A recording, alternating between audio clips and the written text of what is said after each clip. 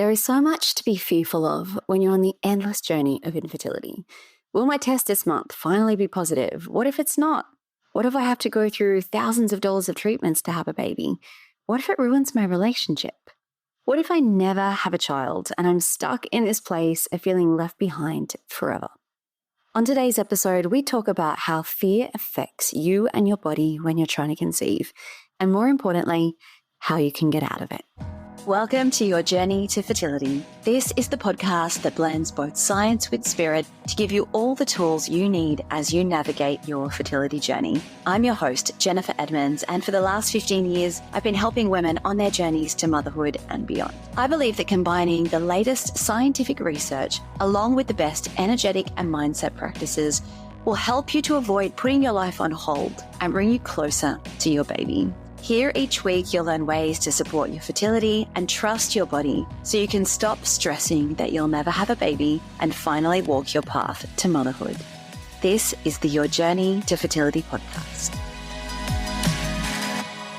Hello, welcome back to the podcast. Thank you so much for being here and listening with me today. This is an episode that has been requested by quite a few of my students and followers lately. And that is how to get out of fear when you are trying to conceive. It's one of those things I think that we all come up against. And, we'll go through the impact that this can have on your body and your life. But the main reason that I think it's important to address this is because it makes your life totally miserable.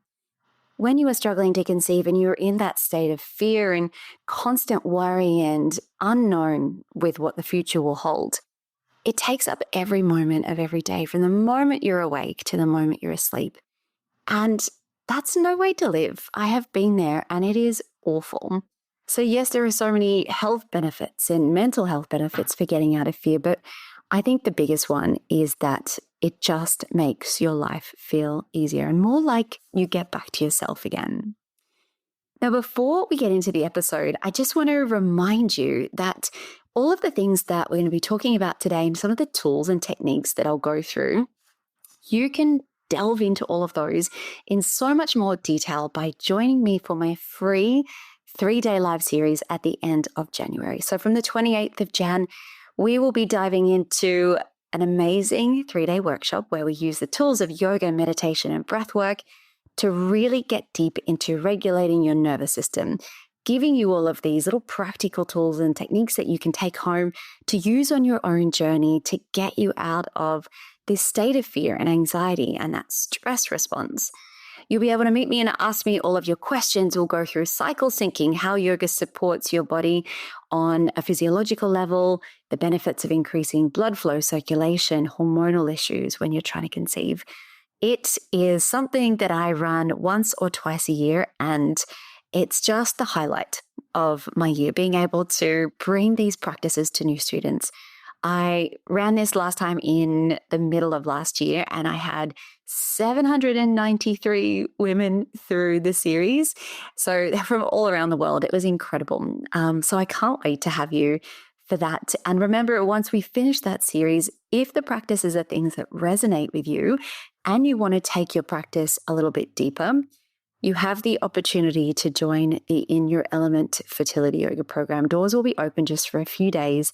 I like to keep the group size quite contained in order to give as much personal experience to everybody. We want to really work closely with everyone who joins the program to make sure I'm giving you all of the support you need. So if you have any questions about the program, the series, anything at all, reach out to me, send me a DM. Otherwise, get your name on the wait list for my free live series. You go to elementpilatesyoga.com/waitlist, but all the links are also on the show notes. So let's get into the episode. The thing that I think we should note about fear before we go any further is that it does one thing really, really well, and that is it speeds you up. So fear will literally increase your heart rate, your breath rate, the amount of thoughts that are coming through your mind, those racing thoughts. It speeds up your whole system, like it brings you into that space where you are unable to sit still. And I'm sure you've experienced that in your own life. You're waiting for that phone call from the fertility clinic, or You're sitting there waiting to see if your pregnancy test is going to be positive. That fear, you know that feeling of your body kind of ramping up and getting into that fight or flight state. And we've talked about this before on the podcast, the problems for your fertility and your overall health when you're in that prolonged state of fight or flight. It can affect your gut, your ability to think clearly, gives you brain fog, it affects your immune system, and we know it affects reproduction. But the problem with fear in this context is that your poor brain and your nervous system, it just doesn't understand that you're afraid of not being pregnant versus you're afraid that a bear is about to eat you. Like, the fear is just fear to your brain. It doesn't know that one is not actually life-threatening. It responds as though it is. And the thing is as well, your brain thinks that it's doing a really good job of protecting you because however long you've been in this constant state of fear or fight or flight, you're alive, you've survived. So as far as your brain is concerned, it's done an excellent job and it's going to keep you in that state for as long as it needs to because clearly you haven't died yet. And I know that sounds really strange, but it is that simple. So at some point, we need to break this cycle. But how on earth are you supposed to do this? Before I go through some steps that are important for getting out of this constant state of fight or flight, it's important to note something that I don't think we ever really stop to think about. And that is that uncertainty and possibility are two sides of the exact same coin. Consider the things that you are most proud of in your life, the moments that have transformed your life, the relationships that make your life worth living. Think about the partner that you have, the job that you went for. I'm willing to bet that they happened to you after a period of uncertainty. So, maybe you were excited and nervous when you met your partner. You really liked them. You were scared it wasn't going to work out. They weren't going to call you back. And look how that worked out. Maybe you weren't sure you would get that dream job or promotion or that house you wanted. I guarantee you there are things in your life that took huge leaps of faith and they turned out pretty well. So remember that fear and that uncertainty really just sits on the other side of possibility. Now, fear and uncertainty, they don't have to paralyze you. There are so many ways that you can reframe what you're thinking and the approach to your journey and how you can do that differently. So let's do it. Where do you start? There are 5 things that I'm going to go through with you. And this is one of those episodes where I think it will be really useful to write them down where you can, because doing the work and actually putting ideas onto paper and working through these rather than just listening is a really helpful way to actually make a difference. So if this is something you're listening to while you're driving or you're out and about going for a walk, come back to it, save this episode for later, listen to it again and go through some of these things when you have a moment. So the first one, and I've talked about this in many different situations before on the podcast, the first thing is awareness. This is so important and it is crucial before you can make any change at all. Fear and anxiety can completely take over your life and it's so easy to be in denial. I remember when I was going through IVF for the 3rd time, I was in such denial about this state of fear that I was in. To the outside world, I looked totally normal. I would get up every day, I would go to work, I would socialize, things looked like I had it all under control. But if you scratch just a little bit below the surface, I was a complete mess. I thought I was holding things together really well, but, I would burst into tears at the smallest things like a red light. I struggled to sleep. I had chronic insomnia. My cycle was all over the place.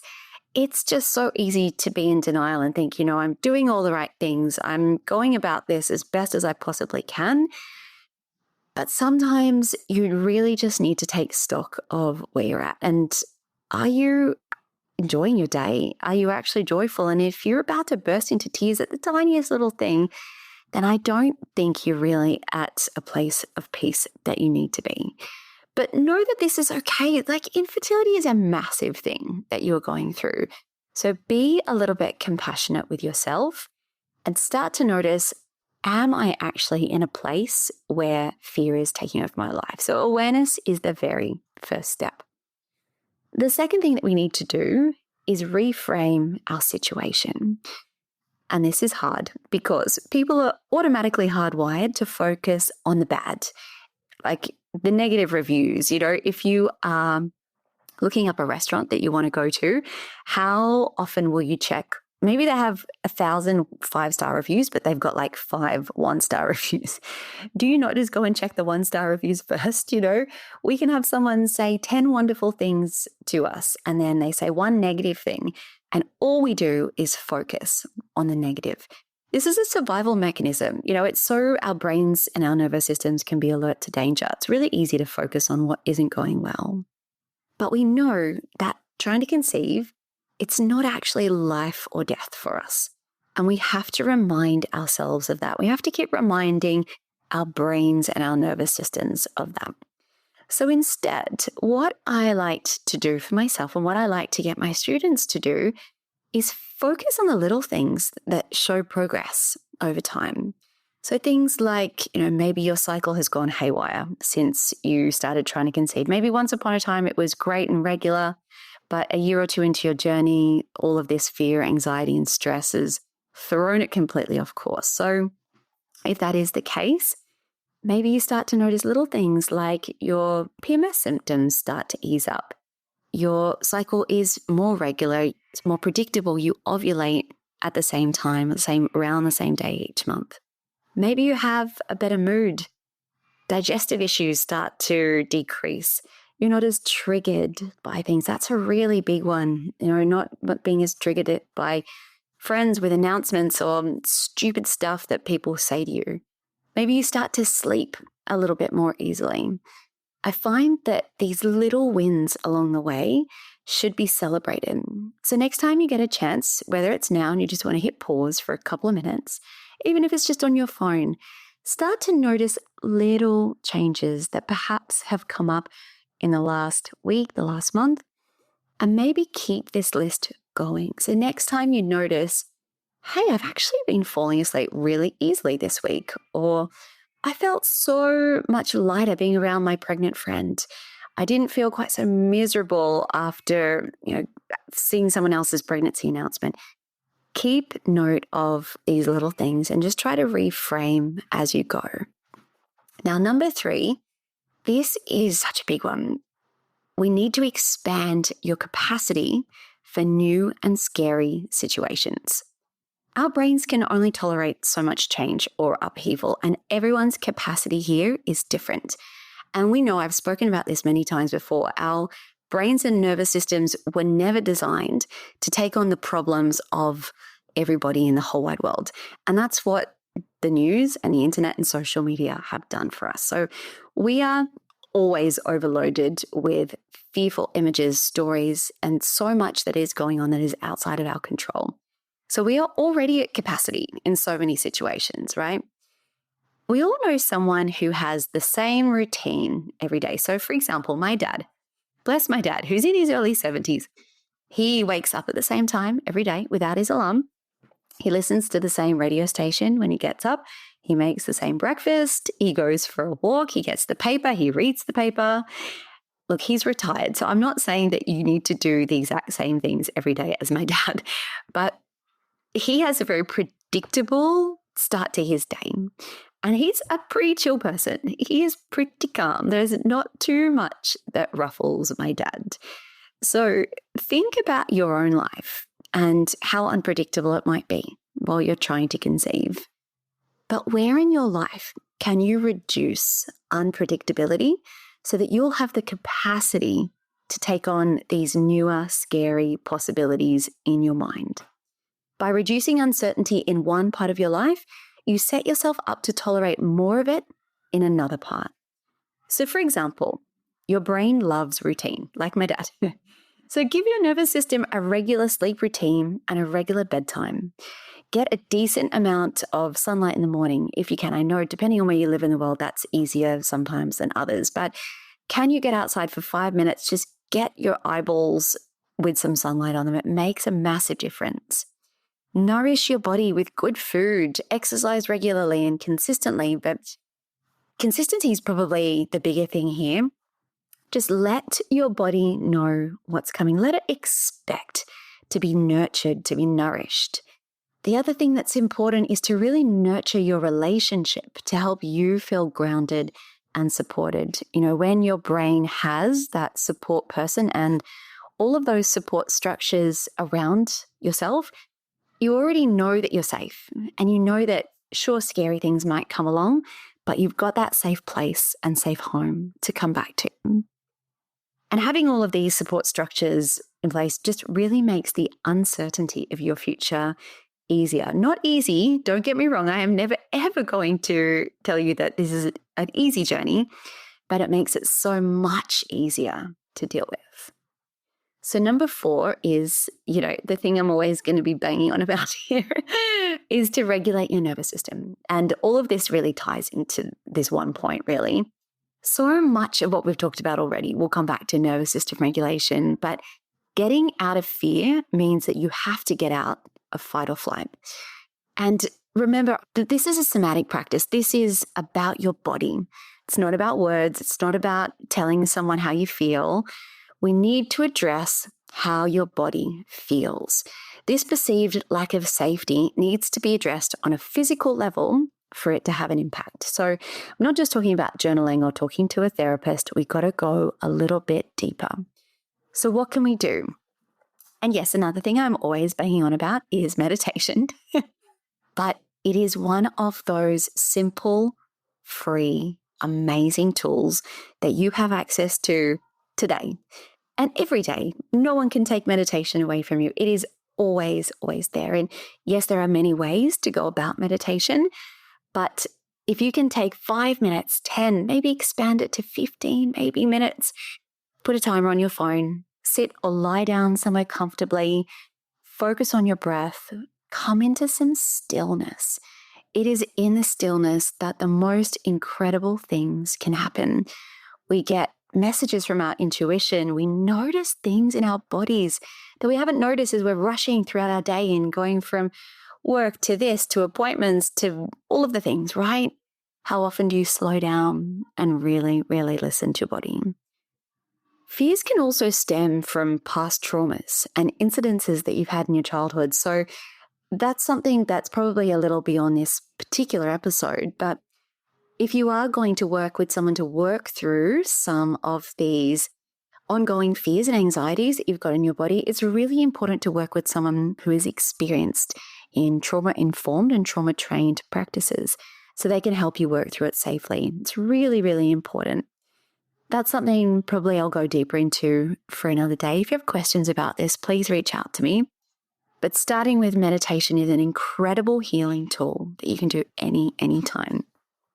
Now, the last point that we're going to go through, number 5 here, is to accept and embrace the unknown.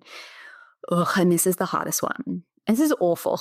This is so awful. Having to accept what you're going through, no one wants to do that. And I had a chat yesterday with one of my students who was completely disheartened by a conversation that she'd had with her fertility doctor, who said to her that basically the next logical step for her was to move into fertility treatments. And she was devastated by this because she's really young, she's healthy, super healthy. On paper, there are no issues between her and her partner to conceiving.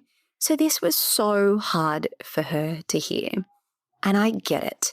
It's so scary. I have absolutely been there. But why is it scary? What are you actually afraid of? Is it that you'll spend thousands of dollars and it won't work? Or is it the impact it'll have on your body, the effect on your relationship? Is it the needles?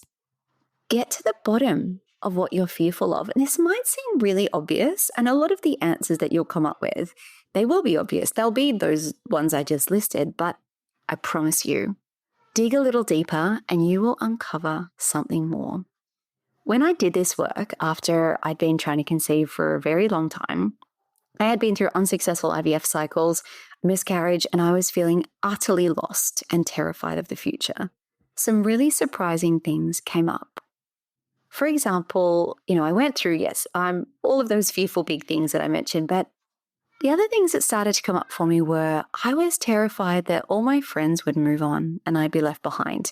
I'd have nothing in common with them anymore, that I would always resent my friends who had families so easily. These dark thoughts would carry me, the jealousy, the envy, all of those awful thoughts that you have that you don't really have a lot of control of that come up. I was terrified that my husband and I would start to resent each other as well, and eventually that would affect our relationship, possibly end our relationship. Like, this is some big stuff, and you need to uncover it. It's all really scary. But here's the thing. Once you have actually faced these fears, they lose their hold on you. Pushing them away, denying them, hoping they won't happen, this doesn't work. I promise you. It is a really annoying old saying, but the only way around this is through it. And people are resistant to doing this work. I was very resistant, and I see the look on my students' faces when I say, we're going to have to go through these fears. They're like, nope, not doing it. And I think that this is because we know that where we put our attention is where we tend to manifest the most things in our life. So if we put all of our attention on our fears, we think we're going to bring all of these things into our lives. But that isn't how it works with this particular instance. So when we are coming up against our fears, these are like these horrible big mental blocks that cause you to go into fight or flight. And it's the fear of the unknown. But what if you write out all of these fears, you consider them, and then you realize that you're actually okay? Sure, we don't want any of these things to happen. We would absolutely do anything to avoid them.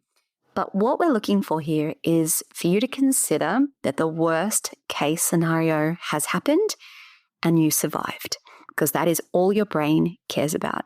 It just wants to know that you're okay. So get to the bottom of these fears. Go into detail. It's not fun, but it is incredibly beneficial. Oh, I feel like there's a lot. That was a lot of stuff to go home and work through on your own here. So thank you for being here and for sharing your time and listening to all of these with me today. And if any of this resonates with you, please share it with someone. You never know who might be needing to hear this kind of information. You never know who is struggling on their own journeys. If you are enjoying the show, please take 30 seconds to leave me a quick written review. This is the best way to help me spread the word and to share this message with as many people as possible. If you want to send me an email or a DM, reach out anytime. I am always the one replying to questions, emails, messages. So anything you want to know, reach out. If you want to come and learn some of these beautiful regulating tools with me, come and join me live on the 28th of January. Again, the link is in the show notes. I can't wait to see you there. So on the next episode, we are speaking to one of my incredible students, Jennifer, who has such a big fertility story to share about multiple rounds of treatments, unsuccessful IVF cycles, and recurrent loss, and all without a diagnosis or ever understanding why. This is a conversation you won't want to miss. So I will see you back here soon for that episode. But until then, I am sending you all my wishes as you continue your own journey to fertility. The most common thing I hear from students who are on their fertility journey is that the stress of trying to conceive has taken over their life. Your days end up being filled with endless appointments, navigating pregnancy announcements. You're trying to eat right, take all your supplements, and it is all you think about from the moment you wake up. I designed the Element Fertility Yoga course to support your body, your mind, and your mental health in 3 important ways: to synchronize your hormones, increase circulation and blood flow, and to help regulate your nervous system. But on top of this, the greatest gift that you can give yourself throughout this journey is a sense of peace, to help you calm your mind and just make this process feel easier. Every single one of my students tell me that this is the first thing they notice after starting a yoga, meditation, and breathwork practice. But on top of this, you have the amazing benefit of actually supporting and increasing your fertility. Studies have shown that those participating in mind-body programs as they're trying to conceive have success rates 3 times greater than those who don't. The course I've designed walks you through natural conception as well as fertility treatments and IVF cycles. And the best part is you can work through it at your own pace in the comfort of your home. The practices start from just 10 minutes per day. To learn more, visit elementpilatesyoga.com or see the link in the show notes.